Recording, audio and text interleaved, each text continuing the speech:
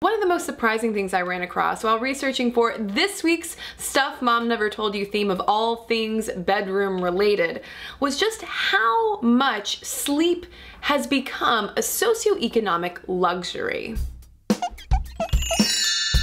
Across the board, the average American adult is probably sleeping less than the 7 to 9 recommended hours that we should be getting every night. 40% of people in a Gallup poll, for instance, said that they would feel better on a day-to-day basis if they got more sleep. Public health researchers are starting to do more and more research on that 40%, or more generally, the people in our society who miss out on sleep most consistently. Yeah, okay, we have this stereotype of the super hardworking, ladder climbing, go-getting employee who puts in a bajillion hours a week and also brings a bajillion dollars back home. On the flip side of that is the economic reality that there are a lot of people putting in approximately a bajillion hours a week and getting 2 jobs, but are not getting a bajillion dollars back, nor are they getting very much sleep in return. Researchers have highlighted a number of factors that impact whether or not people are getting good night's sleep. Lower levels of household income and education, the number of jobs one has, irregular shifts, long commute times, ethnicity and the socioeconomics related to that, as well as restless sleep environments, which might mean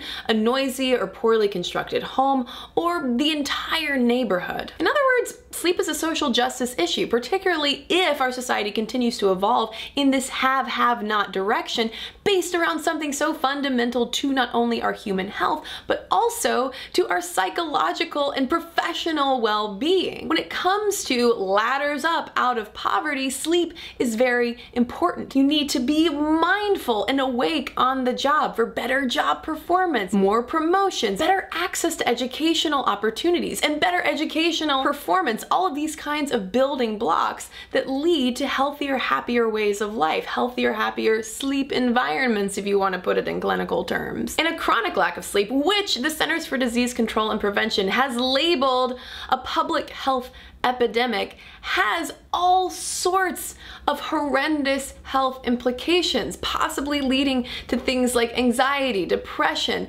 hypertension, diabetes, obesity, and premature death. So when it comes to this lofty idea of making the world a better place, hashtag intersectionality, sleep actually tells us so much, more than I realized before reading these studies and this research, about how we're doing when we're awake.